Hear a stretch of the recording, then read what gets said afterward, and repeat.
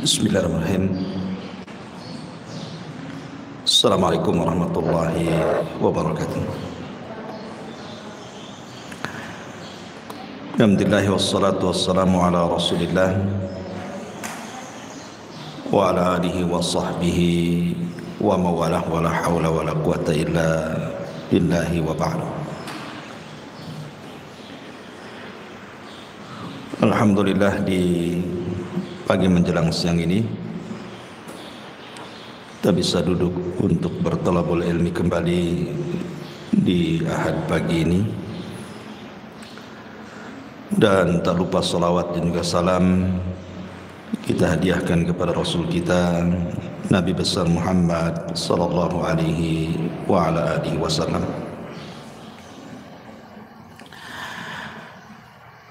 Tema di pagi hari ini kita akan membahas soal as-sa'adatu al-hakikiyatu, kebahagiaan yang hakikat.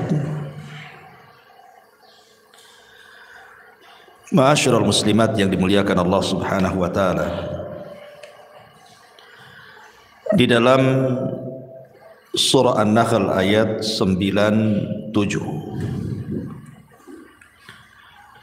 Allah Subhanahu wa taala berfirman, "Man 'amila salihan min dzakarin aw untha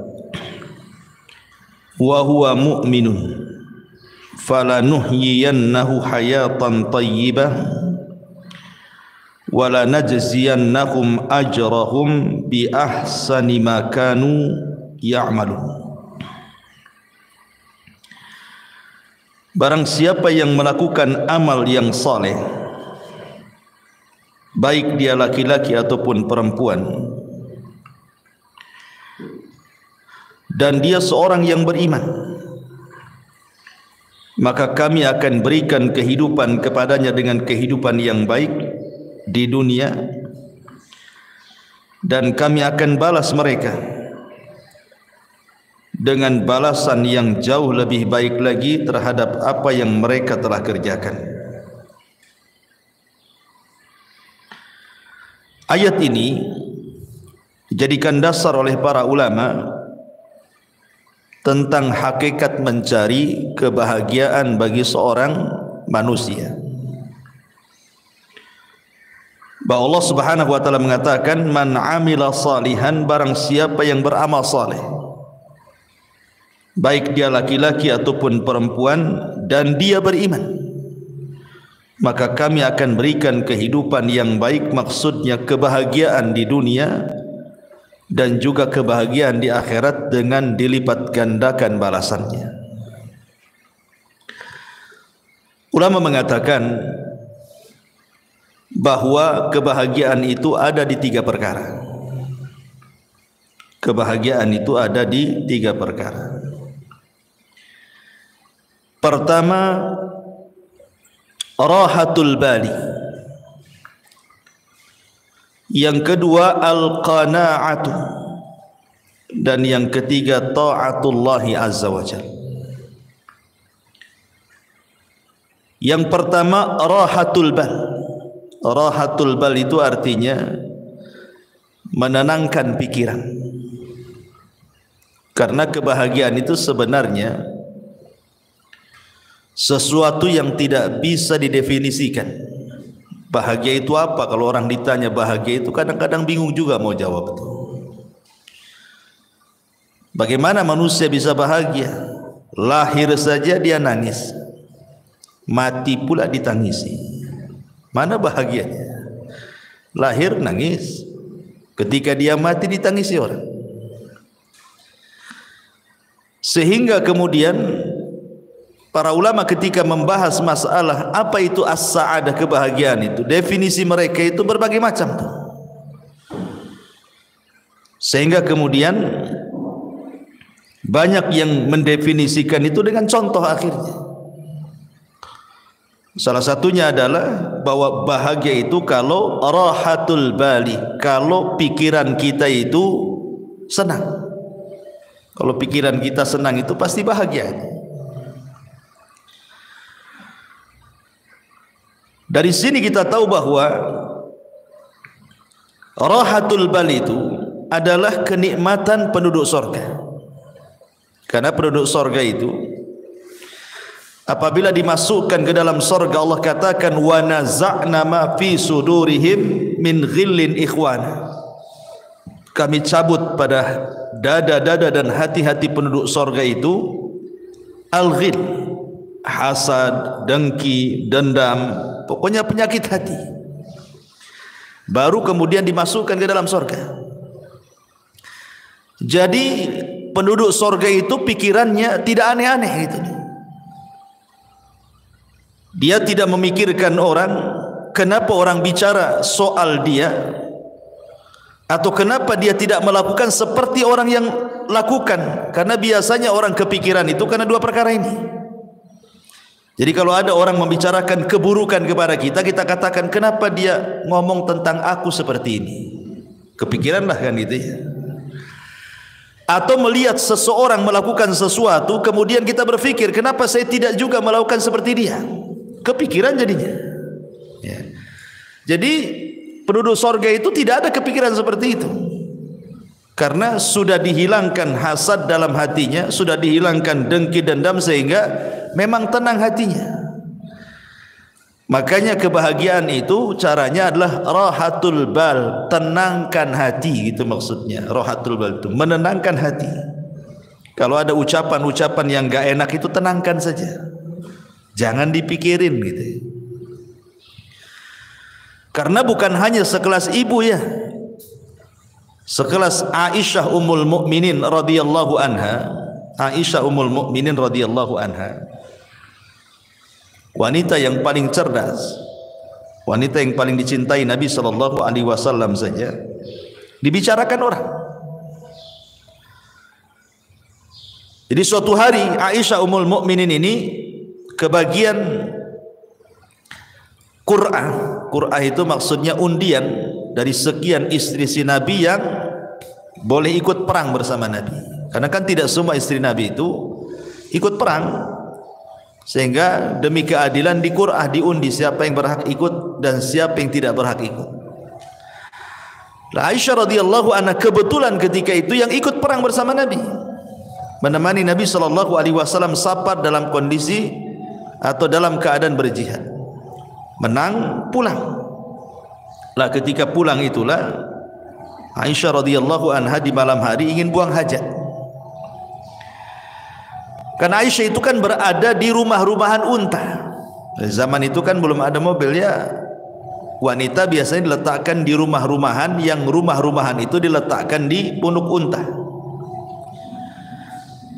Jadi Aisyah radhiyallahu anha ketika itu minta izin kepada pasukan untuk buang hajat tengah malam.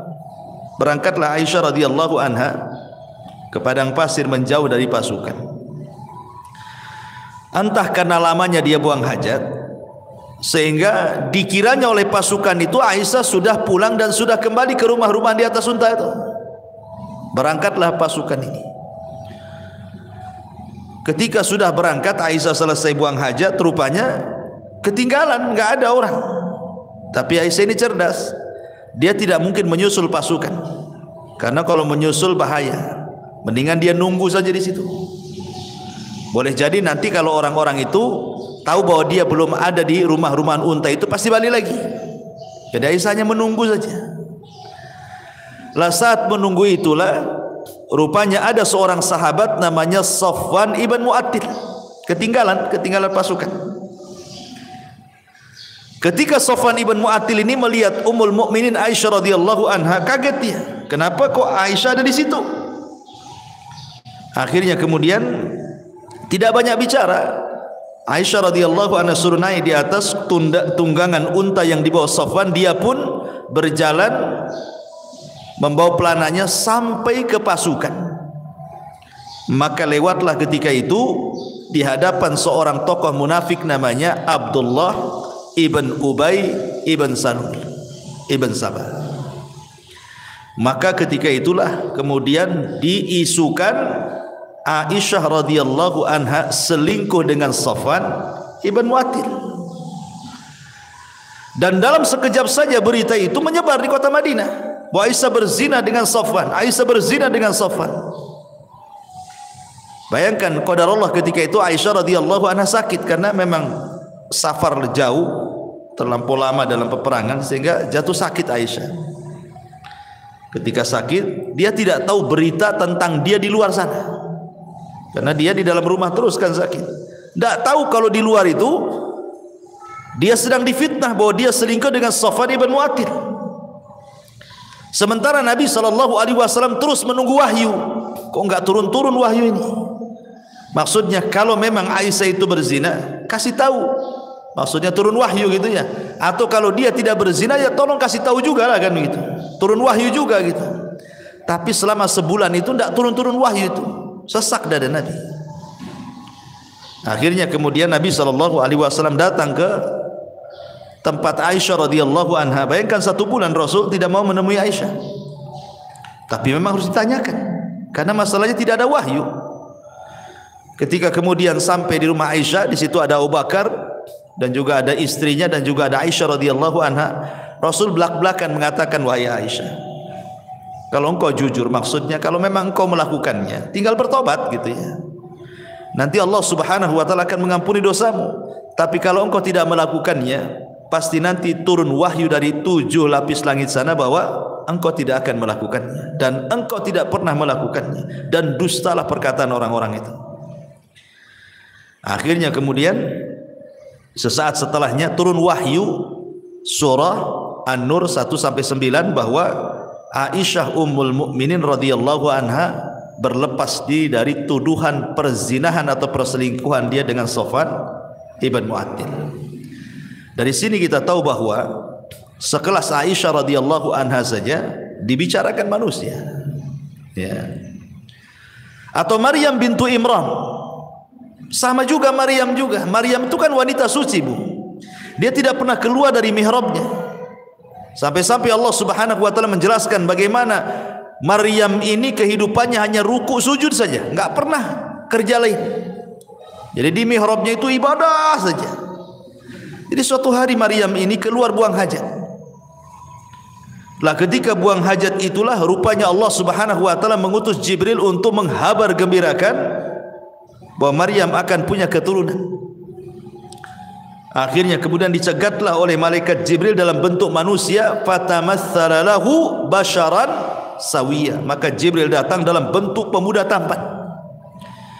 Kemudian memberitahu kepada Maryam bahwa Allah telah menghabar gembirakan engkau akan memiliki keturunan. Maryam bingung, bagaimana tidak? Aku ini seorang gadis, tidak punya suami. Tidak ada wanita laki-laki yang menyentuhku. Lalu apa nanti kata manusia? Maryam punya anak, enggak ada suami, enggak ada laki-laki yang menyentuhnya. Sempat Maryam itu mengatakan, pergilah kalau engkau memang orang yang bertakwa. Tapi Jibril kemudian meyakinkan bahwa ini adalah kehendak Allah Subhanahu wa taala. Barulah kemudian Maryam pun menerimanya. Ketika betul-betul kandungannya membesar, kemudian mulailah diketahui oleh manusia, maka Maryam pun kemudian keluar dari Baitul Maqdis sampai melahirkan di Baitul Lahim, ya kan? Akhirnya kemudian setelah melahirkan Isa bin Maryam, Allah berikan ketenangan kepada Maryam dengan cara apa? Dengan cara Isa yang masih bayi itu dibuat bisa bicara. Jadi kalau ditanya itu bayi siapa, maka cukup diisyaratkan ke bayi itu, nanti bayi itu yang ngomong. Dan ini salah satu mukjizat Nabi Isa, di buayan ibunya sudah bisa bicara gitu ya. Akhirnya betul ketika Maryam menggendong bayi, ya semua orang mencela itu bayi siapa kan itu. Makanya orang-orang Yahudi sampai hari ini, bukan hanya Yahudi zaman tempo dulu saja, sampai hari ini orang Yahudi itu mereka menganggap Maryam itu wanita pezina dan Isa itu anak zina.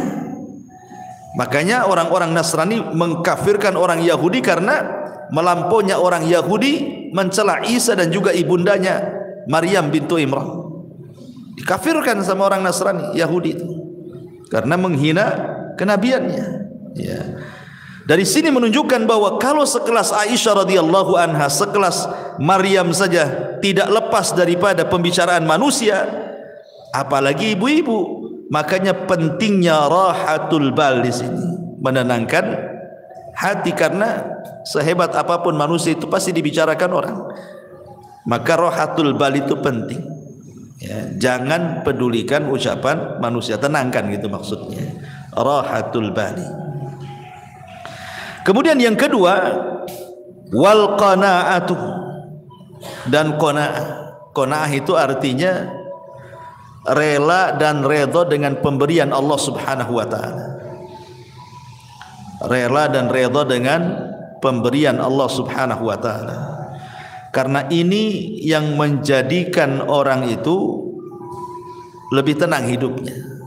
Jadi kalau orang itu rela, redha, apapun yang diberikan Allah pasti akan tenang. Makanya ada seorang syekh mengatakan, kalau Anda ingin tenang, lakukan 5 perkara. Kalau Anda ingin tenang, lakukan 5 perkara. Yang pertama, nikmati yang ada. Jangan pernah memikirkan yang tidak ada. Nikmati yang ada, jangan memikirkan yang tidak ada. Ibu umpamanya punya rumahnya kecil gitu ya. Kalau hujan bocor umpamanya, sempit, itu yang ada. Jangan terpikir kapan saya punya gedung, gitu maksudnya. Nanti stres, Bu. Jadi yang ada saja itu nikmati. Memang kalau memang tidur di atas tikar, nikmatilah, daripada menghayal tidur di atas spring bed, tapi kan hayalan itu. Enggak stres hidupnya kayak gitu tuh. Menghayal yang enggak ada, ya nikmati aja yang ada. Itulah qanaah namanya. Ini sama lah umpamanya ibu pengen apa? Pengen handphone bagus ya. Dari dulu yang jadul aja. Nggak bisa layar sentuh, itu layar pencet kalau yang jadul itu ya. Kepikir pengen kayak tetangga, handphonenya bagus gitu kan. Nggak usah, nikmati aja, nggak apa-apa. Disentuh-sentuh sajalah di situ, nggak, walaupun nggak keluar kan, nikmati aja kan ya. Karena stres orang memikirkan yang nggak ada tuh. Ini yang pertama. Yang kedua, berpikir positif, jangan pernah berpikir negatif. Artinya pikirkan kelebihan, jangan memikirkan kekurangan. Kelebihan pada diri ibu itu apa coba? Kelebihannya apa? Sebab kalau orang selalu memikir kekurangan, stres. Itu enggak qanaah tuh. Pikirkan kelebihan, jangan pikir kekurangan. Berpikir positif, jangan selalu berpikir negatif. Kemudian yang ketiga, jangan suka membanding-bandingkan. Ibu jangan membandingkan ibu dengan orang lain. Itu tidak qanaah namanya. Ya. Artinya bahwa kalau seandainya Allah Subhanahu wa taala sudah takdirkan memang ibu seperti itu, anggaplah secara ekonomi. Memang suami kerjanya ya apalah, supir taksi, ojek online, GoFood atau apalah istilahnya kan. Sementara tetangga ini kok ngantor, enak, mobilnya bagus gitu ya. Jangan pernah dibanding-bandingkan. Baik ibu dengan istri dia atau suami ibu dengan suami dia. Jangan pernah dibanding-bandingkan. Karena membandingkan sesuatu itu menjadikan orang tidak qanaah. Kalau suka membanding-bandingkan itu hilang qanaahnya. Makanya kenapa Nabi SAW mengatakan unzuru ila man huwa asfala minkum wa la tanzuru ila man huwa fawqakum fa huwa ajdar alla tajrar nikmatallahi alaikum.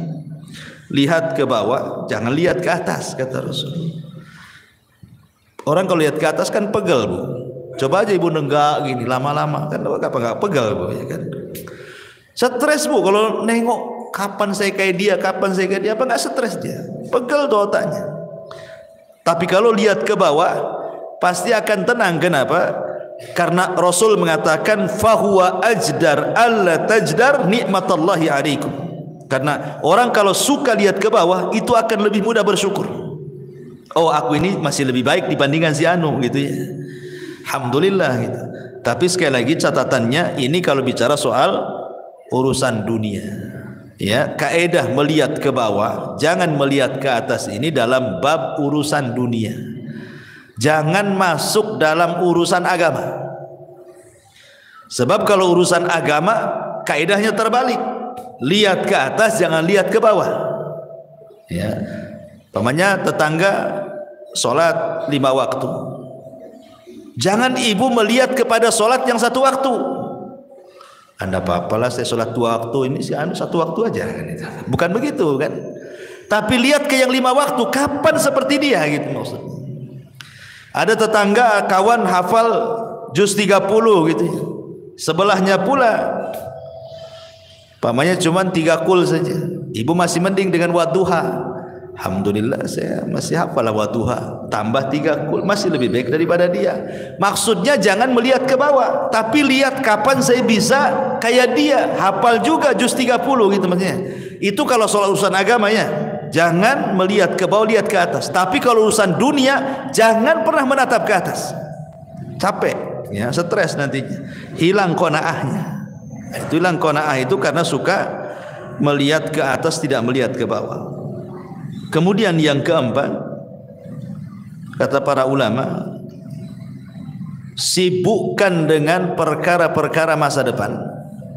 Jangan memikirkan sesuatu yang sudah berlalu.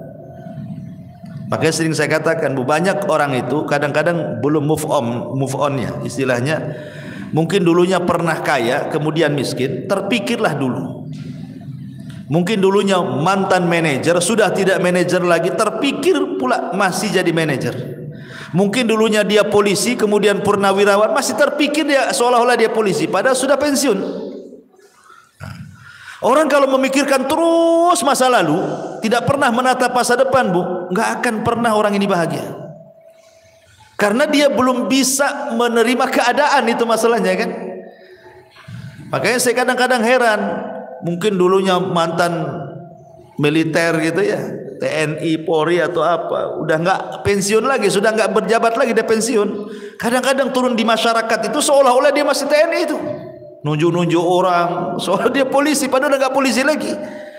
Kan berarti kan belum bisa menghilangkan kenyataan kalau dia itu sudah bukan polisi lagi, bukan manajer lagi, bukan menteri lagi, bukan itu yang kadang-kadang tidak bisa dilupakan.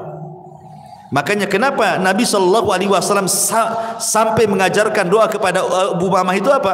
Allahumma inni a'udzubika minal hammi wal hazan. Ya Allah, aku berlindung kepadamu dari alham, kebingungan dan kesedihan. Bingung masa depan, sedih masa lalu, gitu maksudnya. Sedih ini karena memikirkan masa lalu, bingung itu karena memikirkan masa depan. Karena manusia itu kan tidak lepas daripada bingung, stres, sedih. Ya sedih memikirkan masa lalu, stres sekarang ini memikirkan masa sekarang, bingung apa yang harus dilakukan besok, gitu kan. Itulah manusia di antara 3 perkara ini. Makanya supaya kita qanaah, jangan memikirkan sesuatu yang sudah berlalu, tatap masa depan supaya lebih qanaah. Ya sudahlah, sudah takdirnya. Yang penting saya pernah kaya dulu, kan itu ya. Yang penting saya sudah pernah jadi pejabat, sudah merasakan, saya sudah tahu semua. Kan enak tuh kalau ngomong gitu ya.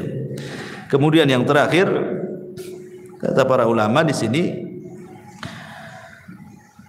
sibukkan memikirkan diri sendiri, jangan pernah sibuk memikirkan orang lain. Ini penting ya. Sibukkan saja, nggak usah ibu mikir ini menteri keuangan nih, nggak usah. Apa yang ibu mikir menteri keuangan pula ya, ibu mikir keuangan sendiri saja lah. Kok mikir pula menteri keuangan, menteri ini, pusing ya. Makanya itu kalau banyak nonton YouTube berita ini kan, akhirnya pusing tuh. Sudahlah, mikir diri sendiri saja, nggak usah mikir-mikir menteri ini menteri itu, itu korupsi, stres, Bu. Ya, mikir sendiri. Diri sendiri itu bagaimana supaya lebih berkembang lagi, lebih manfaat lagi. Gak usah mikir-mikir orang. Karena ini kalau orang terus mikir terus orang, ganggu urusan orang, sementara dia lupa bahwa dirinya juga banyak kekurangan itu ya, itu tidak qanaah orang itu. Makanya ini penting ya. Ini yang kedua, kalau ingin bahagia terapkan yang kedua, al-qanaah. Ya, pertama rohatul bal, tenangkan hati. Yang kedua qanaah, redha dengan pemberian Allah Subhanahu wa taala. Kemudian yang ketiga juga taatullahi azza wajalla. Berusaha untuk mentaati Allah Subhanahu wa taala. Orang yang paling bahagia itu, Bu, adalah orang yang paling dekat dengan Allah. Saya contohkan. Ketika Nabi sallallahu alaihi wasallam berada di puncak kesedihan, Rasul itu pernah mengalami puncak-puncaknya kesedihan yang disebut dengan amul hazni. Jadi tahunnya saja sampai disebut tahun kesedihan. Saking sedihnya sekali Nabi itu sampai tahunnya disebut amul hazni. Bayangkan, di tahun yang sama Abu Thalib meninggal dunia. Kemudian setelah Abu Thalib meninggal dunia, disusul istri tercintanya Khadijah bintu Khuwailid. Kemudian belum selesai Khadijah meninggal, datang pula 8 kabilah Quraisy mengancam Nabi. Kalau sampai melakukan dakwah, melanjutkan dakwanya akan dibunuh. Akhirnya Nabi SAW ke Taif. Sampai di Taif dilempari batu lagi. Itu memang momen-momen tersedih bagi Nabi SAW. Tapi Nabi SAW berusaha untuk berdoa kepada Allah dan mengatakan, illam takun alayya sakhatun fala ubali. Kalau ini bukan dalam bentuk azabmu kepadaku ya Rabb, aku tidak peduli. Maka Allah Subhanahu wa taala ingin membuat Nabi SAW melupakan segalanya. Bagaimana kesedihan kepada pamannya Abu Thalib, istri tercintanya Khadijah, ancaman orang-orang Quraisy, sempitnya dakwah, Allah ingin hilangkan dan jadikan kebahagiaan. Apa yang dilakukan Allah? Allah buat Nabi SAW naik ke langit. Kemana? Ke Sidratil Muntaha. Untuk apa? Untuk melupakan segalanya. Artinya Nabi ingin didekatkan kepada Allah. Ya kan, semakin tinggi kan semakin dekat, karena Allah kan berada di atas ketinggian. Ketika Nabi SAW dalam kondisi sulit sesulit apapun, Allah berikan secercah kebahagiaan dengan cara didekatkan dia kepadanya. Maka terjadilah peristiwa dalam sejarah yang disebut dengan Isra dan juga Mi'raj. Untuk apa? Membahagiakan Nabi supaya tidak sedih lagi. Didekatkan kepada Allah sampai di Sidratil Muntaha. Kemudian disyariatkan satu ibadah yang dengan ibadah itu membawa kebahagiaan. Salat. Salat itulah ibadah yang membawa kebahagiaan. Kenapa? Karena disyariatkan di langit salat itu. Di dekat Allah Subhanahu wa taala. Makanya dalam salat itu ada satu gerakan yang menunjukkan penghambaan diri seorang hamba kepada Allah. Apa itu? Sujud. Wajah ini, kalau ibu anggota badan ibu dari atas kepala sampai kaki, yang paling mulia itu wajah. Yang paling mulia. Makanya kalau ditampar wajah orang itu, maka akan berbekas sakit hatinya. Beda kalau dipukul paha, dipukul apa kan, nggak berbekas. Tapi kalau udah wajah diludahi, ditampar itu kan sakit hati luar biasa. Kenapa? Karena memang dari semua anggota badan yang paling mulia itu adalah wajah. Ya. Sementara tanah itu ada sesuatu yang sangat hina kan gitu, karena diinjak manusia. Tanah yang bumi yang kita injak itu kan rendah karena diinjak kaki. Ketika ibu kemudian meletakkan sesuatu yang sangat mulia, diletakkan di sesuatu yang sangat rendah, itu menunjukkan apa? Penghambaan namanya. Ya kan? Wajah ini mulia, tanah ini hina karena diinjak kan. Jadi ibu meletakkan sesuatu yang mulia kepada sesuatu yang hina hanya untuk menghambakan diri kepada Allah. Makanya disitulah Allah Subhanahu wa taala akan hubungkan tali dia dengan hambanya saat sujud itulah. Makanya solat disebut solat karena silatun bainal abdi wa rabbih. Dia adalah penyambung tali antara hamba dengan Allah. Makanya kalau orang solat, maknanya dia sedang mendekatkan diri kepada dalam sujudnya. Ketika itulah kebahagiaan Allah turunkan. Dalam kondisi apapun Rasul itu kalau ada masalah yang tidak bisa keluar dari sebuah masalah, pasti Rasul akan solat. Rasul itu kalau ada masalah pasti sholat. Sebagaimana Aisyah radhiyallahu anha mengatakan, "Kana an-nabiy sallallahu alaihi wasallam idza hajabahu al-amr fazi'a ila shalah." Rasul itu kalau datang perkara yang sangat menyulitkan bagi kehidupannya, bersegera dia sholat. Karena dia tahu bahwa sholatlah yang akan mengurai permasalahan. Sebagaimana yang pernah saya ceritakan kepada ibu-ibu kan, ada seseorang ibu itu yang minta fatwa kepada seorang syekh. Ya syekh, saya punya anak ini hidupnya nggak pernah bahagia dari kecil sampai dia dewasa. Ya. Setelah dia dewasa masuk ke pekerjaan, asik masalah saja pekerjaannya, keluar masuk pekerjaan. Kemudian soal perjodohan pun sama, sampai sekarang pun dia tidak dapat jodohnya. Kemudian masalah kesehatan pun sama. Sekarang anak saya ini stroke. Ya. Sudah masalah ekonomi masalah, masalah jodoh masalah, masalah kesehatan pula masalah. Jadi kata ibunya itu seolah-olah anak saya itu dari kecil sampai sekarang nih tidak pernah tersentuh dengan kebahagiaan. Apakah anak saya tersihir wahai syekh? Itu pertanyaan ibu ini. Jangan-jangan anak saya tersihir wahai syekh. Bisa enggak kau meruqyah anak saya katanya. Tapi syekh ini mengatakan, pertanyaan satu saja, apakah anakmu sholat? Itu pertanyaan saya. Saya tidak mengatakan nanti saya ruqyah coba mungkin ada jinnya gitu. Tidak, yang ditanyakan pertama kali, apakah putramu sholat? Maka ibunya mengatakan, tidak ya syekh, putraku tidak pernah sholat. Apakah dia seorang muslim? Ya, dia seorang muslim. Artinya kenapa dia nanya seorang muslim? Kalau orang kafir kan tidak perlu ditanya solat kan itu ya. Apakah dia seorang muslim? Ya, dia seorang muslim.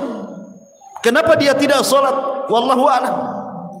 Maka syekh mengatakan, jangan-jangan kesulitan hidup dia sejak kecil sampai dia terbaring stroke itu bukan karena apa-apa, karena dia tidak solat. Itu jawabannya.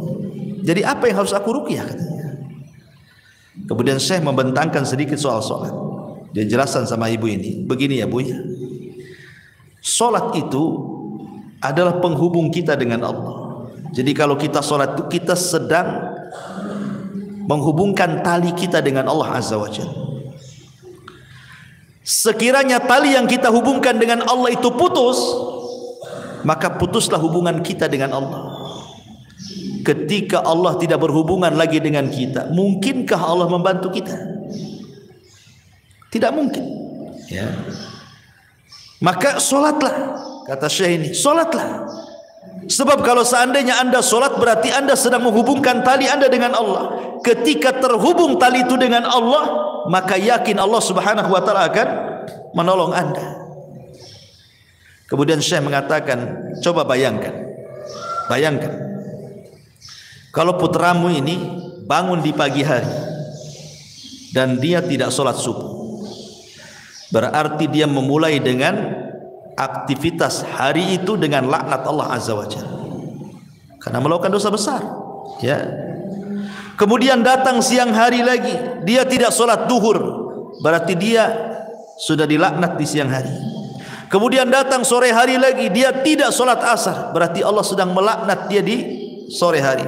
Kemudian datang di malam hari maghrib, dia meninggalkan maghrib, berarti dia sedang dilaknat di waktu maghrib. Kemudian solat isya, dia tinggalkan pula solat isya, berarti dia sedang dilaknat di waktu isya. Kata syekh, bagaimana orang akan bahagia sementara awal aktivitas hidupnya diawali laknat dan sebelum tidur pula dia dilaknat katanya. Mana bahagianya? Gimana coba? Awal dilaknat, akhir pula dilaknat. Maka wajar anakmu tidak akan bahagia. Maka syekh mengatakan, suruhlah dia sholat. Dari sini kita tahu bahwa ketaatan kepada Allah Subhanahu wa taala itu salah satu penyebab orang bahagia. Karena bahagia itu ketika seorang hamba dekat dengan Allah.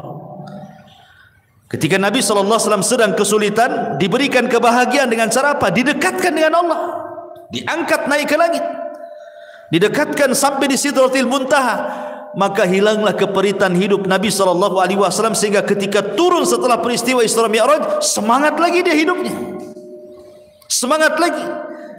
Apalagi selama perjalanan Isra Mi'raj itu bagaimana Nabi SAW dipertemukan dengan Nabi Adam, Nabi Yahya, Nabi Isa, Nabi Idris, Nabi Harun, Musa dan para Nabi yang lainnya. Menjadi sebuah pelajaran bahwa dakwah Rasul akan mengikuti marhalah para Nabi yang dijumpai selama perjalanan itu. Seperti dia berjumpa dengan Nabi Adam, sebagaimana Nabi Adam hijrah dari sorga ke bumi, maka engkau pun akan hijrah dari Mekah ke Madinah. Kemudian berjumpa dengan Yahya dan juga Isa bin Maryam, sebagaimana keduanya dirongrong, dimusuhi orang-orang Yahudi, maka engkau pun sama ya Muhammad, sesampainya di kota Madinah maka musuhmu orang-orang Yahudi. Kan itu. Kemudian juga berjumpa dengan Nabi Yusuf, sebagaimana Yusuf dihasadi oleh saudara-saudaranya sehingga dimasukkan ke dalam sumur, maka dakwahmu pula yang menghalangi sebelum orang lain keluargamu. Maka yang menghalangi dakwah itu siapa dulu? Abu Lahab, keluarga. Belum ada Abu Jahal lagi. Ya, Abu Lahab sudah menghalang-halangi pamannya sendiri kan. Ketika Rasulullah SAW berjumpa dengan Nabi Musa alaihi salam, Nabi Harun alaihi salatu wassalam, Harun itu dikenal lembutnya. Maka berdakwahlah seperti Harun, lembut kepada Bani Israel. Ketika berjumpa dengan Nabi Musa itu dikenal kesabarannya. Walaupun dia dimacam-macamin Bani Israel, sabar dia. Maka seolah-olah Allah ingin katakan, sabarlah engkau seperti Nabi Musa dalam rangka mengobati umat Islam. Ketika berjumpa dengan Ibrahim, dan itu orang yang paling mirip dengan Nabi SAW, dan dia yang membangun Ka'bah, maka seolah-olah Allah mengatakan, teruslah ikuti agama nenek moyangmu, maksudnya Ibrahim alaihi salatu wassalam, dengan memakmurkan Masjidil Haram. Ya, jadi ada hikmah-hikmah selama perjalanan Isra Mi'raj itu. Dari sini kita tahu bahwa yang ketiga, taatullah, ketaatan kepada Allah adalah salah satu jalan juga meraih kebahagiaan. Ini satu perkataan ulama. Kemudian yang lain juga dijelaskan oleh Imam Ibnul Qayyim rahimahullahu taala. Imam Ibnul Qayyim rahimahullahu taala mengatakan, anna lis-sa'adatil 'abdi thalathatu umurin. Sesungguhnya dalam kebahagiaan seorang hamba itu terdapat 3 perkara. Idza an'ama 'alaihi syakara, wa idza betuliya 'alaihi sabara, wa idza adznaba istaghfara. Yang pertama, apabila diberikan nikmat oleh Allah Azza wa Jal, lantas dia pun bersyukur. Apabila diuji oleh Allah Subhanahu wa taala, lantas dia bersabar. Dan apabila dia melakukan dosa, dia pun berusaha untuk melakukan istighfar. Melakukan istighfar, meminta ampun kepada Allah Subhanahu wa taala. Ma'asyiral muslimat yang dimuliakan Allah Subhanahu wa taala. Di sini Imam Ibnul Qayyim rahimahullahu taala memberikan konsep 3 kebahagiaan. Kalau tadi kan konsep 3 kebahagiaan, pertama berusaha menenangkan pikiran, jangan memikirkan banyak hal, hilangkan hasad, hilangkan dengki macam-macam ya. Kemudian qanaah, kemudian lebih taat lagi kepada Allah. Maka konsep Imam Ibnul Qayyim berbeda lagi. Kalau ingin bahagia, yang pertama apabila mendapatkan nikmat bersyukur. Apabila mendapatkan nikmat bersyukur. Ini kaitan dengan qanaah juga kan? Ya, qanaah itu artinya apa? Syukuri yang ada, jangan memikirkan yang tidak ada. Nikmati yang ada, jangan menikmati yang tidak ada. Yang ada saja, wa in ta'uddu nikmatallah la tuhsuha, kan itu. Kalau Anda hendak menghitung nikmat Allah, Tidak mungkin terhitung nikmat Allah itu. Banyak kok nikmat Allah itu. Kemudian yang kedua konsepnya ini yang penting juga. Apabila ditimpa musibah, dia bersabar. Ini yang paling penting dalam konsep kebahagiaan. Karena biasanya ketika musibah itu terlalu berat, yang datang hanyalah keperitan dan kesedihan. Sering saya katakan, Bu, dalam beberapa kajian di sini kan, bahwa pada setiap perkara yang ada kebahagiaan, pasti di situ ada kesedihan. Perkara-perkara yang ada kebahagiaan di sebuah perkara, pasti terselip kesedihan di situ. Itu sudah matematika tuh, 1 tambah 1 2 tuh. Contoh, ibu bahagia dengan suami, yang punya suami,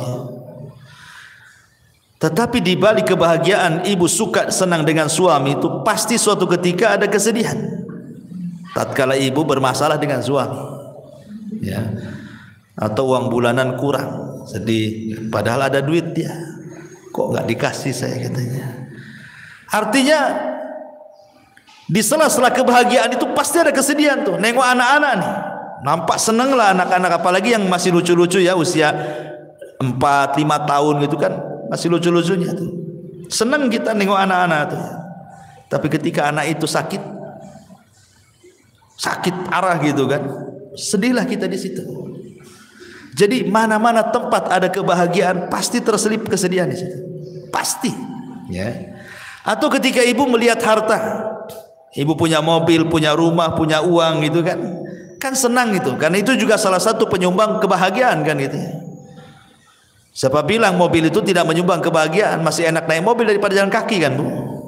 Capek jalan kaki, apalagi jauh, sedih kali itu. Tetapi kan bukan segala-galanya. Tapi di balik harta yang merupakan penyumbang kesenangan bagi kita itu juga ada kesedihan. Kesedihan, takut kalau seandainya harta itu hilang, takut kalau seandainya motornya hilang gitu ya. Ini cicilan udah hampir berapa bulan lagi mau lunas gitu kan. Stres dia. Senang tuh udah bisa beli motor ya dengan cicilan sekian. Biasanya orang-orang kan gitu, paling 3 bulan lagi lunas lah. Tapi masalahnya untuk melunasi itu tak ada duit, sedih dia. Satu sisi senang dia punya kendaraan, sisi lain sedih pula dia tidak bisa melunasi. Pokoknya apapun yang terselip kebahagiaan pasti di situ ada kesedihan. Apapun itu sudah memang ketentuan, ada bahagia, ada sedih, ada musibah, ada nikmat. Tetapi kata para ulama mengatakan, walaupun demikian, ya, seseorang itu harus memahami bahwa setiap kebahagiaan ada kesedihan, nanti Allah akan balik lagi. Setiap kesedihan itu pasti ada kebahagiaan. Kenapa demikian? Karena Allah Subhanahu wa taala mengatakan di 2 ayat pertama, wa tilkal ayyam nudawiluha bainan nas. Yang namanya hari itu diputar, Bu. Tidak mungkin Allah menciptakan dalam satu kondisi, tidak mungkin juga Allah menciptakan dalam kondisi yang lain. Begitu terus, tidak mungkin, mustahil. Nggak mungkin orang itu dibuat tertawa terus, apa nggak dianggap gila tuh kalau ketawa terus kan? Nggak mungkin juga orang dibuat menangis terus. Kadang orang itu dibuat Allah ketawa, kadang Allah buat dia menangis. Kadang Allah buat dia bahagia, kadang buat Allah susah. Begitulah kehidupan manusia. Tetapi walaupun demikian, karena Allah itu Rahim, Allah mengatakan inna ma'al usri yusran, inna ma'al usri yusra. Terkadang satu kesulitan itu Allah bukakan banyak kemudahan, ya. Karena Allah mengatakan al-usri dengan alif lam, sementara yusran itu dengan nakirah.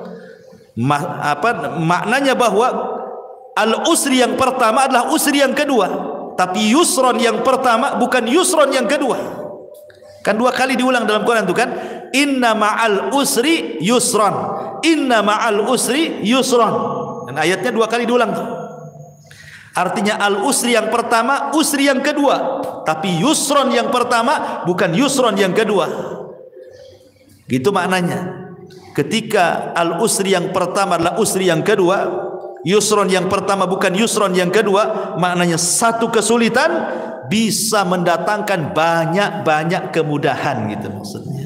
Bukan satu kesulitan datang satu kemudahan, tidak. Satu kesulitan bisa saja 2, 3, 4, 5, 10 kemudahan. Karena rahimnya Allah Azza wa Jalla. Dari sini ada kaedah, Bu. Belum tentu ketika Allah menutup satu pintu, kemudian pintu-pintu yang lain Allah tutup. Bahkan terbalik. Terkadang satu pintu Allah tutup, pintu banyak Allah buka. Makanya ada sebuah kaedah yang disebutkan para ulama, man taraka syai'an lillahi awwadallahu khairan minhu. Barang siapa yang meninggalkan sesuatu karena Allah, boleh jadi Allah akan berikan sesuatu yang jauh lebih baik dibandingkan yang ia tinggalkan. Contoh umpamanya orang dipecat dari perusahaan. Sedih dipecat dari perusahaan kan. Kalau dia kurang qanaah, kalau dia kurang tawakal, boleh jadi dia suudzon. Ya. Mungkin Tuhan PT dengan Tuhan di luar PT mungkin berbeda gitu. Ya. Dia pikir Tuhan ada di PT saja, di luar PT tak ada Tuhan. Sehingga akhirnya kayak kiamat tuh. Dikeluarkan di PHK itu kayak kiamat. Nanti makan apa, nanti ini itu kan gitu ya. Itu kalau kurang tawakal tuh. Tapi kalau dia kemudian berpikir lagi bahwa boleh jadi ini adalah keputusan Allah terbaik. Mungkin Allah sengaja buat aku keluar dari PT untuk ada pekerjaan yang jauh lebih baik lagi dibandingkan pekerjaan ini. Gitu maksudnya. Sengaja kita dibuat dikeluarkan supaya mengambil sesuatu yang lebih baik lagi. Sebab kalau kita tidak keluar dari sini, belum tentu kita dapat jalan lagi. Kalau kita berpikirnya positif seperti ini, bahagia orang hidup tuh. Tapi kalau nggak berpikir ke sini, pikirnya aduh nanti kalau keluar dari PT macam mana saya? Macam mana terus? Ya tidak mungkin dia akan bahagia. Yang ada stres makin gila dia. Nah, makanya di sini juga penting bahwa dua ayat itu juga sebagai pelipur lara bahwa Allah tidak mungkin menciptakan kita dalam satu kondisi, dan ingat setiap kesulitan itu akan banyak kemudahan. Ma'asyiral muslimat yang dimuliakan Allah Subhanahu wa taala. Ya. Dan itu kita bisa lihat di kisah-kisah orang-orang soleh gitu ya. Seperti tadi kisahnya atau kisah Nabi Ayub alaihi salatu wasalam yang mudah lah yang sering saya ceritakan kan. Bagaimana Nabi Ayub itu diberikan oleh Allah Azza wa Jalla ujian yang tidak pernah orang diuji sehebat Ayub. Tidak ada ceritanya. Baik sebelum atau sesudahnya. Manusia yang diuji seberat Nabi Ayub. Makanya orang-orang Arab itu kalau ada orang sakit, mereka mengatakan apa? Sabar, seperti sabarnya Ayub katanya. Itu orang Arab ngomong gitu tuh. Padahal tidak mungkin kan orang sesabar Ayub kan? Hanya untuk supaya membesarkan hatinya saja. Mustahil. Nggak ada orang sesabar Ayub apalagi di zaman sekarang. Ya. Sementara musibah Nabi Ayub alaihi salatu wassalam itu luar biasa bertubi-tubi itu. Mulai daripada kehilangan harta, kemudian disusul kehilangan anak, kemudian disusul dengan banyaknya penyakit, kemudian disusul tidak ada orang yang mendekati, dibicarakan manusia. Sumpah, coba bayangkan. Ibu ini nggak kehilangan harta, ya, harta masih ada, rumah masih ada, ibu sehat, nggak ada penyakit, ya, apalagi anak-anak ada, cuman ibu ini dibicarakan orang saja. Itu sudah sedihnya itu bukan kepalang tuh, pikirannya, padahal hanya dibicarakan orang saja. Ini Ayub ini sudah dibicarakan orang, ditinggalkan orang, hartanya diludeskan, anaknya dimatikan, penyakitnya diparahkan. Makanya tidak ada ujian seberat Ayub. Tetapi walaupun demikian Ayub itu sabar. Sabar, tidak pernah mengeluh sedikit pun. Yang tidak sabar justru istrinya. Ya, istrinya yang tidak sabar. Dia ngomong sama Nabi Ayub alaihi salatu wassalam, mungkin bahasa saya ini, bang, berdoalah kepada Allah gitu. Kok ini sudah lama sakit, ya, sudah lama sakit, kau seorang nabi, saya yakin kalau engkau berdoa kepada Allah pasti Allah akan kabulkan doamu. Jadi istri mendorong supaya Ayub berdoa kepada Allah untuk dibalikan nikmatnya. Tapi subhanallah, lihat bagaimana Ayub ini mengajarkan kepada kita syukur ya. Dia mengatakan kepada istrinya, coba pikirkan berapa lama Allah berikan nikmat kepada kita. Berapa lama? Kata istrinya 70 tahun. Kata Ayub, 70 tahun kita di atas kenikmatan. Sekarang Allah baru uji saya 18 tahun. Kalau saya harus meminta kepada Allah, ini belum seimbang. Ya. Harusnya kalau seimbang, ya nunggulah nanti setelah penyakitku 70 tahun lagi, baru aku meminta kesembuhan, gitu maksudnya Ayub itu. Ini kita di atas nikmat 70 tahun, diuji 18 tahun, masa kita sudah harus meminta kepada Allah, katanya. Ayub tidak mau. Ya. Tapi ketika kemudian ada dua orang temannya Ayub yang berbincang-bincang soal Ayub dan mengatakan jangan-jangan Ayub itu diberikan penyakit oleh Allah, itu bukan penyakit biasa, itu penyakit kutukan, katanya. Kata kawannya, kok bisa kau bilang penyakit kutukan? Iyalah, kalau bukan kutukan apa namanya? Masa satu cuil penyakit pun tidak ada tanda-tanda kesembuhan, katanya. Kalau bukan kutukan apa namanya? Kedengaranlah kalimat ini ke telinga Ayub. Makanya Ayub mengatakan, Rabbi inni massaniya dhur wa anta arhamur rahimin. Ya Rabb, aku tahu engkau yang memberikan madarat ini kepadaku, tapi aku tahu juga bahwa engkau adalah zat yang maha pemberi kasih sayang dari hamba-hambamu penyayang. Maknanya seolah-olah Ayub mengatakan, ya Rabb, aku tahu bahwa engkau yang memberikan madarat ini kepadaku, tapi aku yakin tidaklah engkau memberikan madarat kepadaku kecuali karena sayangmu kepadaku. Itu maksudnya. Lihat bagaimana ada berdoa Ayub saja tidak dirinci penyakitnya. Menunjukkan apa? Menunjukkan Ayub itu tidak tasahud. Tasahud itu artinya menolak takdir, kayak kita kan ngomel-ngomel sama Allah. Enggak. Ayub kan tidak merinci kan musibahnya, dia hanya mengatakan, aku tahu ya Rabb, engkau yang menimpakan penderitaan ini.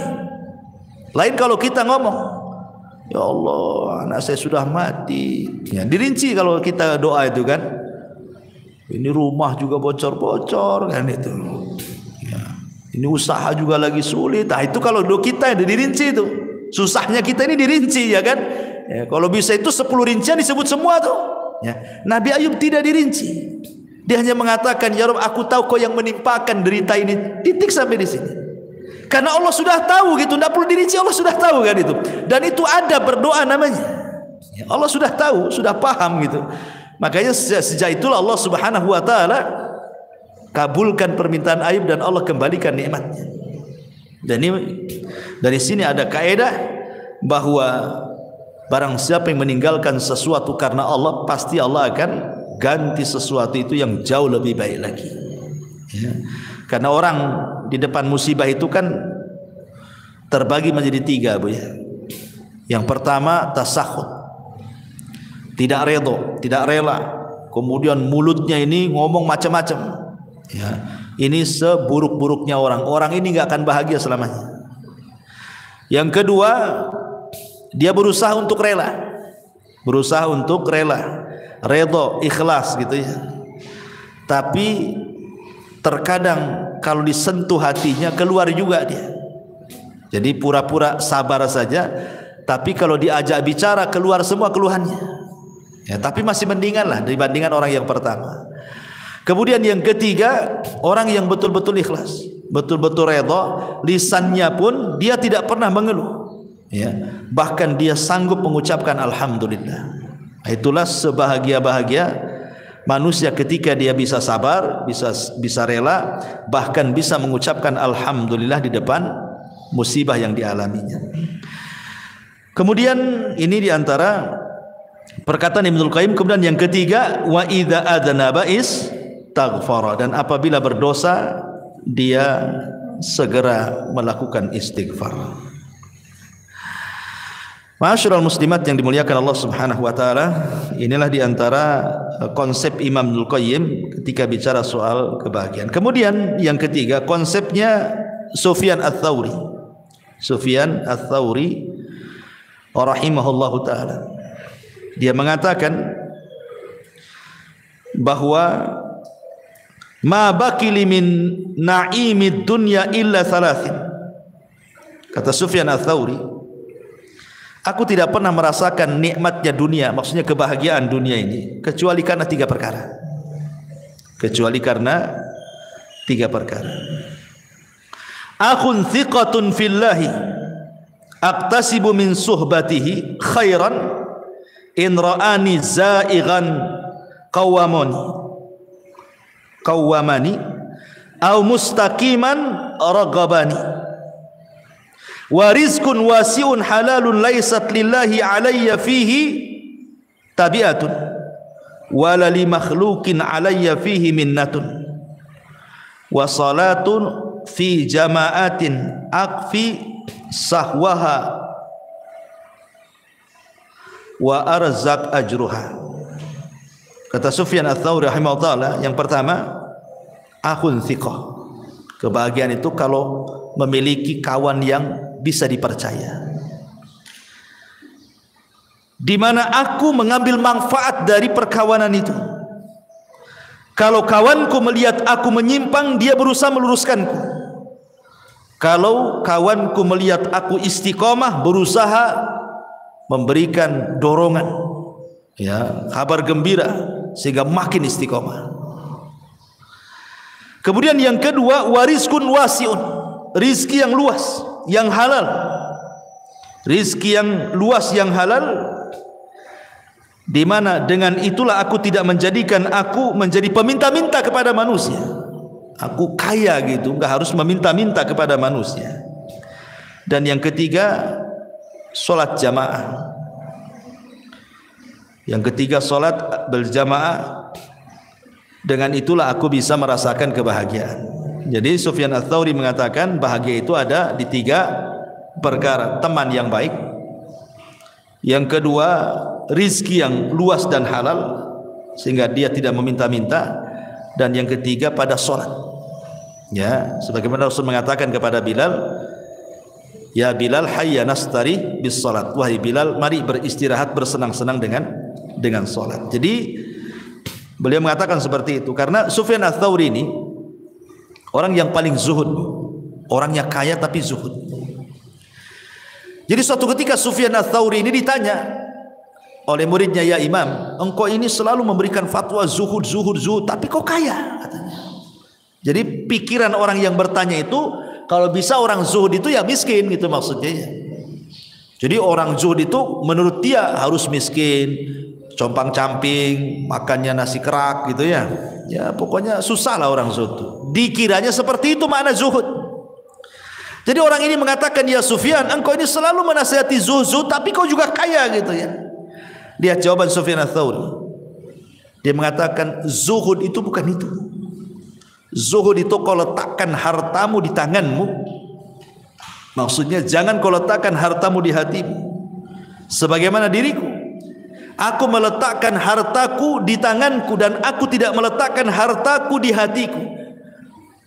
Dan kenapa aku harus kaya? Likaila atamandalu alal muluk, supaya aku tidak menjilat penguasa, supaya aku bisa mengatakan yang hak-hak, yang batil-batil katanya. Karena aku tidak ada, pemerintah tidak ada budi baik dengan aku. Aku sudah kaya, ya kan? Sehingga aku tidak menjilat mereka, sehingga aku bisa menegur mereka, kata Sufyan Ats-Tsauri. Dari sini menunjukkan bahwa itulah bentuk kebahagiaan, salah satunya adalah rizki yang luas dan halal. Sebab kalau rizkinya sempit gitu kan, akhirnya apa? Terpaksalah pinjam-pinjam uang, kan gak bahagia jadinya kan.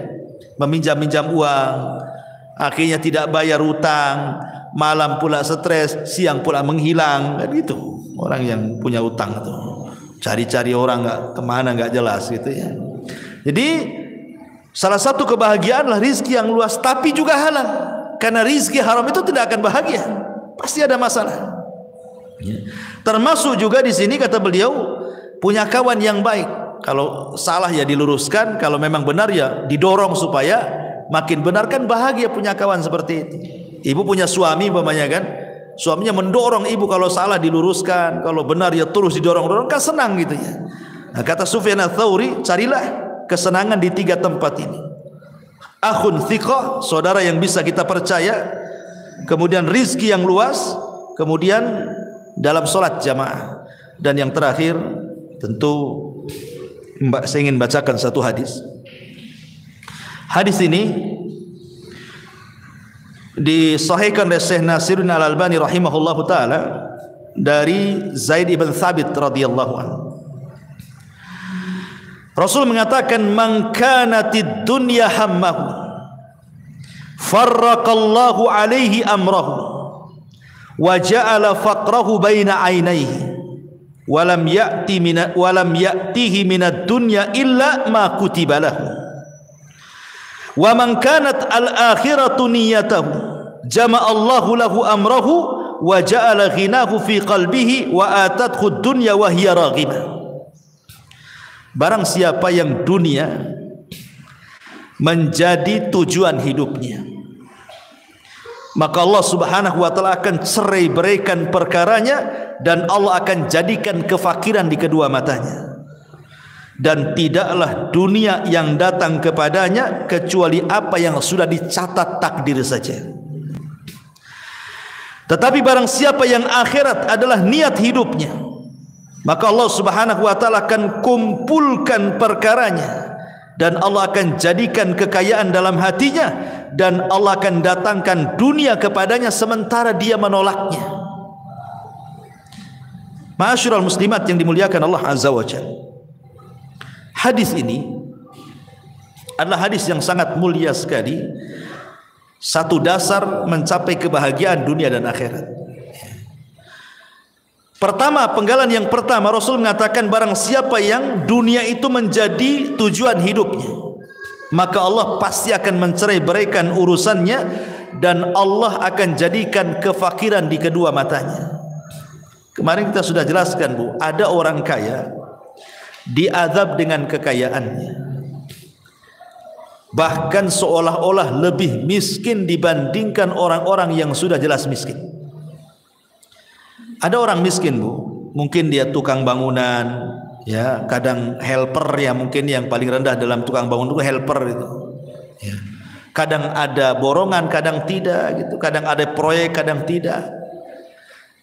Tapi dia bisa hidup dengan keluarganya.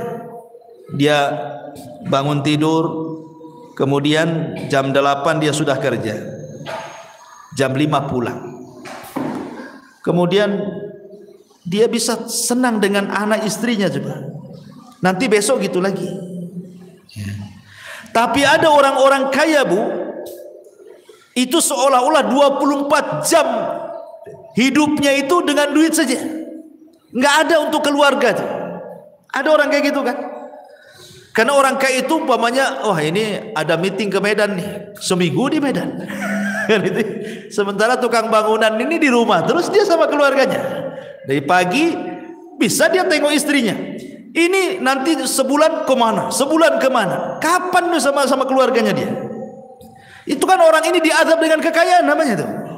Kok kekayaannya yang mengadab? Harusnya orang yang kaya itu lebih banyak hidup dengan keluarga dibandingkan orang miskin.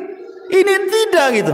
Kenapa orang yang miskin itu lebih senang hidup dengan anak istrinya, lebih banyak waktunya? Orang kaya ini pula sedikit waktunya. Berarti dia diazab dengan kekayaannya. Orang miskin aja nggak kayak gitu cari uangnya kok. Kalau sudah cukup untuk makan selesai. Ini tidak cukup-cukup. Maknanya dia itu miskin, tidak kaya sebenarnya, karena tidak cukup. Ya. Makanya di sini Rasulullah mengatakan, "Man kanatid dunya hamma", siapa yang dunia tujuannya itu, farraqallahu alaihi amrah, pasti Allah cerai beraikan urusannya. Kalau dia tidur, Bu, apa maksudnya Allah cerai beraikan itu? Hatinya dicabang-cabangkan. Ya, maksudnya farraqallahu alaihi amra itu hatinya dicabang-cabangkan, tidak bisa tidur, Bu. Nanti satu sisi otaknya mikir ini, sisi lain mikir ini, sisi lain, pokoknya tidur itu menghayal aja dia. Gimana mau tenang coba? Tidur aja tidak bisa, karena mikir ini, mikir ini, mikir itu, banyak mikir. Akhirnya ketika dia banyak mikir itulah wa ja'ala faqrahu baina ainaihi, maka hidupnya tidak akan tenang sehingga Allah jadikan kefakiran di kedua matanya. Mana dapat kesenangan orang kayak gini kan? Hidupnya nih mikir banyak gitu ya. Tetapi sebaliknya, walam ya'tihi minad dunya illa ma kutiba lahu, padahal dunia sendiri kalau dicari tidak lebih daripada yang ditakdirkan saja. Maka berjalanlah bersama takdir, itu selesai. Jalan bersama takdir. Ya. Karena sehebat apapun Anda mencari dunia, kalau ditakdirkan dapat segitu ya segitu, tidak mungkin nambah. Ngapain kemudian ngoyo dari pagi ke pagi lagi kan? Padahal dunia itu sebatas ditakdirkan saja. Wa man kanatil akhiratu niyatahu, barang siapa yang akhirat niatnya, jama'allahu amrahu wa ja'ala ghinahu fi qalbihi wa atathu dunya wa hiya raghimah. Tapi kalau niat hidupnya hanya untuk akhirat, maka Allah akan kumpulkan urusannya. Maksudnya hatinya tidak akan bercerai-berai, itu tidak banyak dipikirkan, ya. Dan Allah jadikan hatinya, kekayaan dalam hatinya, dan dunia akan didatangkan sementara dia menolaknya. Ini di antara kebahagiaan yang dimaksud adalah kebahagiaan hati, ya. Karena di sini Rasul mengatakan wa ja'ala ghinahu fi qalbihi. Jadi kalau ditanya bahagia itu ada di mana? Ya bahagia itu ya ada di hati, ya. Kalau hatinya lapang, rumah yang sempit jadi lapang, gitu maksudnya. Kalau hatinya sempit, rumah yang lapang jadi sempit. Coba lihat Bu, ibu kan punya suami, yang punya suami kan, kalau ada masalah dengan ibu kan dia nggak kerasan di rumah Bu, pasti lari sana lari sini, nanti datang muring-muring pergi lagi kan gitu. Padahal rumahnya luas Bu, dia masih mendingan ngekos daripada di rumah sama ibu kan, karena lagi sempit hatinya tuh, ya. Coba kalau lagi senang Bu, nggak mau keluar rumah dia, ya. Tapi kalau lagi sumpek, nggak mau balik dia, ya. Itulah menunjukkan bahwa kebahagiaan itu ada di hati. Hati makin lapang berarti semua lapang. Ibu yang kurang cantik saja kalau suami lapang itu dianggap cantik tuh. Ibu yang cantik jelita kalau suami lagi stres kayak setan Bu, nengok ibu tuh. Karena gimana, orang nggak senang, nggak senang. Buat apa cantik pun kayak setan katanya kan. Pokoknya orang nggak senang itu semua jadi jelek kan. Tapi orang senang semua jadi indah. Karena memang itulah yang dimaksud di sini, wa ja'ala ghinahu fi qalbi. Allah jadikan kekayaan dalam hatinya. Wallahu a'lam bishawab. Ini yang bisa sampaikan. Tapi sebelum saya tutup, kalau ada yang bertanya silakan.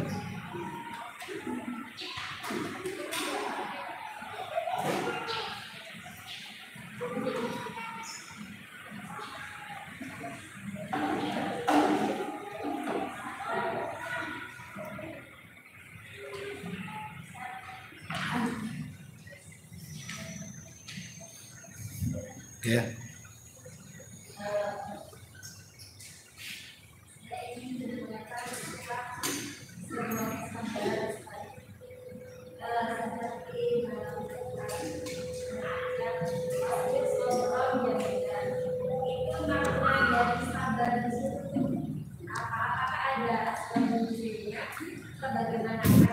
Apa sok pasbir sabron jamilah. Oke.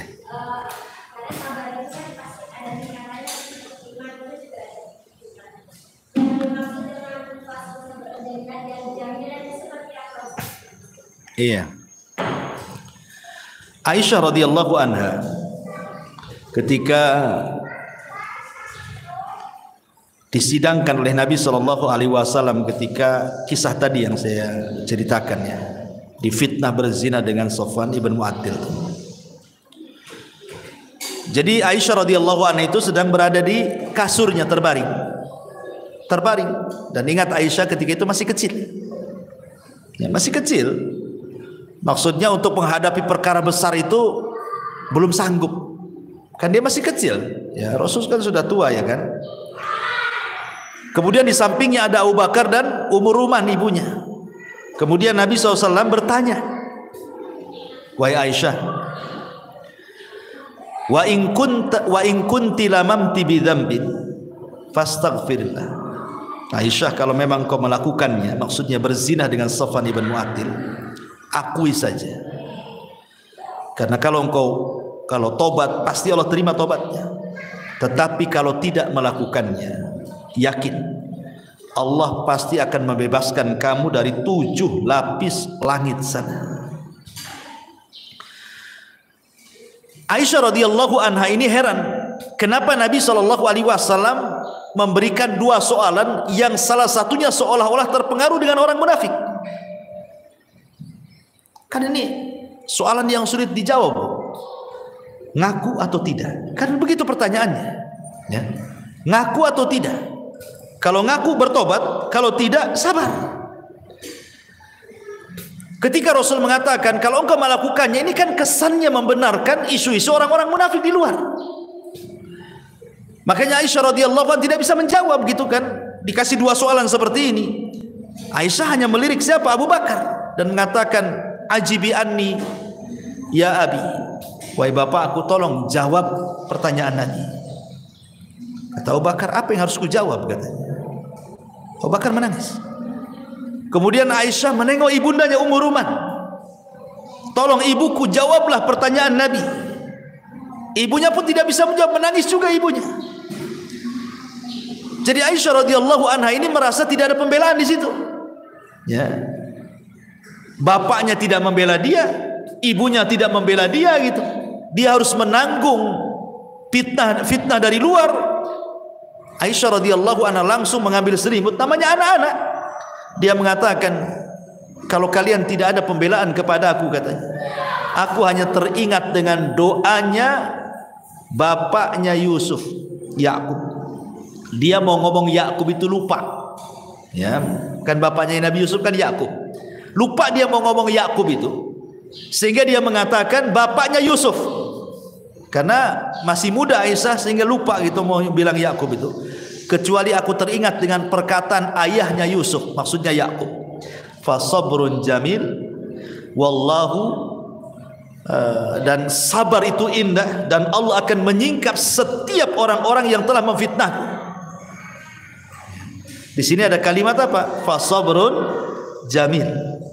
Kata Aisyah radhiyallahu anha, aku hanya teringat ucapan ayahnya Yusuf mengatakan fa sabrun jamil wallahu musta'anu ala ma tasifun.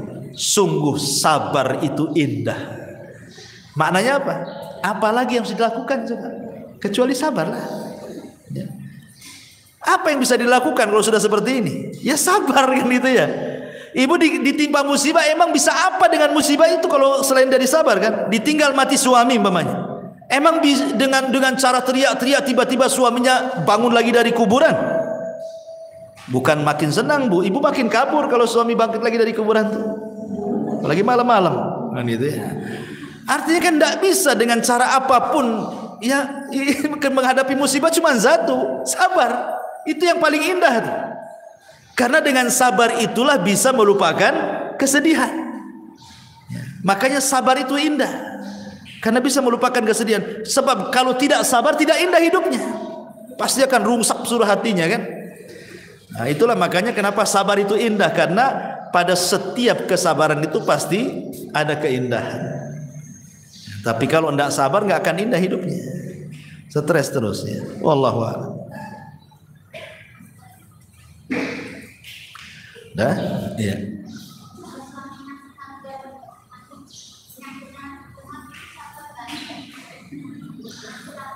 Suaminya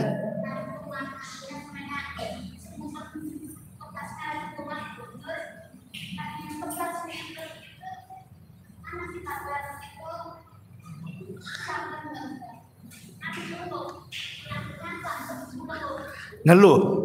Yang ngeluh siapa? Suaminya ngeluh. Istrinya ngasih nasihat, sabar gitu. Malah marah dia. Oh.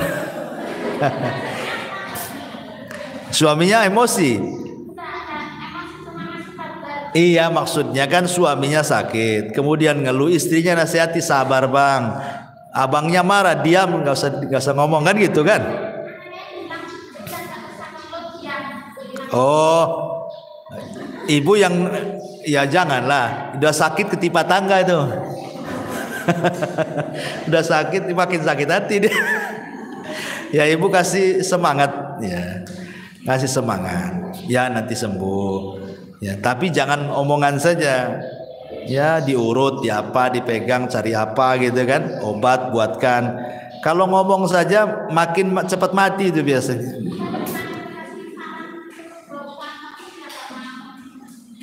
Oh dia nggak mau berobat. Ya suruh berobat. Ya berobat itu kan wasilah kesembuhan. Nggak boleh tawakal saja. Karena Allah itu memberi kepada yang berusaha, bukan kepada yang berdoa. Itu kaidah. Allah itu memberi kepada yang berusaha, bukan kepada yang berdoa. Kalau berdoa saja ya Allah, nggak akan diberi. Tapi kalau habis berdoa dia usaha, Allah kasih. Ini ada anak muda nih, masuk ke masjid berdoa, ya Allah kasihlah anak yang soleh. Kasih anak soleh? Tidak, kawin aja enggak. Mana mau dapat anak? Usaha kawin dulu baru dapat anak kan gitu. Jadi Allah itu memberi ke yang berusaha, bukan kepada yang berdoa. Maka sarankan jangan berdoa terus, usaha juga. Berdoa minta kesembuhan, ya makan obat juga gitu maksudnya. Atau terapi-terapi apa gitu ya, karena doa itu tidak menghilangkan akhdhu bil asbab, mengambil sebab ya. Ya Bu, saya kira cukup lah. Ini sudah jam 10, saya harus ke Batam Center. Mudah-mudahan ada manfaatnya. Subhanallah bihamdika, asyhadu an la ilaha illa anta, astaghfiruka wa atubu ilaik. Allahu ta'ala. Assalamualaikum warahmatullahi wabarakatuh.